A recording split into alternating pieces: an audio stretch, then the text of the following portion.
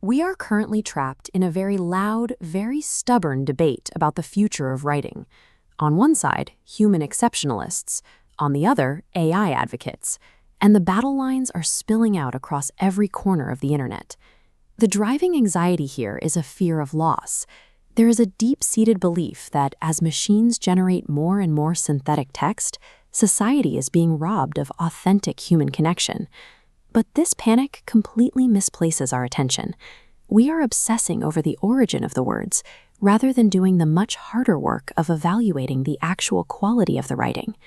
To put it bluntly, if a piece of writing manages to hold your attention, does it actually matter if the author is an artificial intelligence or just 3 raccoons operating a Substack account? If a paragraph successfully prompts you to think differently about a topic, demanding proof of its biological purity seems a little ridiculous. We tend to romanticize the idea of an authentic human voice, but out in the real world, readers need facts. They need relevance. They need information that holds up to rigorous scrutiny. Measuring a piece of text strictly by the DNA of its creator blinds us to its actual utility. We need to stop worrying about who wrote it and start measuring what the writing actually achieves. The first major hurdle in this debate is the assumption that human authorship comes with a built-in guarantee of a superior reading experience. Take the famously difficult author James Joyce, for example. Highly celebrated, unquestionably human. Yet there is a reason many of us have never made it past the opening pages of his novel Ulysses. Reading a historically important human book can still be an incredibly frustrating, tedious experience. When a terrible text wastes your time, that disappointment does not somehow become nobler just because an authentic person inflicted it. A human wasting your time is functionally identical to a machine wasting your time. Biological origin is by itself a completely useless metric for quality. There is a second myth that needs clearing up: the narrative that generative AI is uniquely guilty of introducing synthetic manipulation into human culture. We already happily consume carefully constructed spectacles without demanding absolute purity.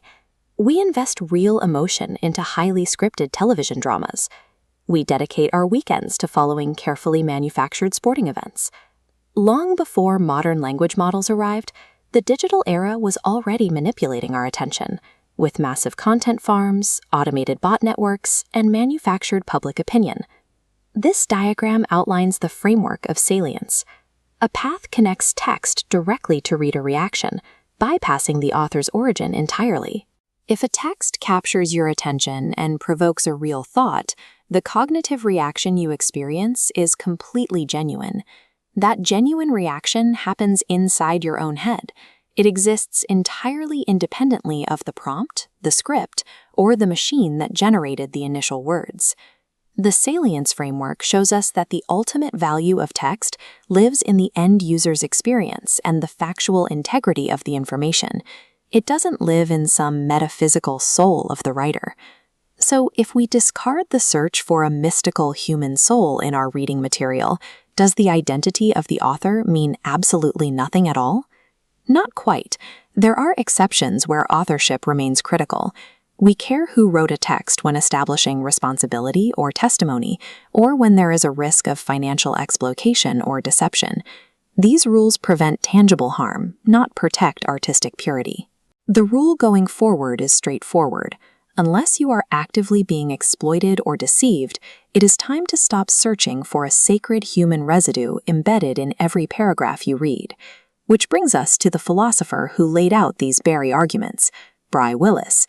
Willis is entirely transparent about using large language models at every stage of production, from the initial ideas to the final text. The ideas still resonate. The arguments still hold up. Ultimately, the hybrid nature of the authorship is irrelevant, proving that quality, facticity, and engagement will always rule above all else.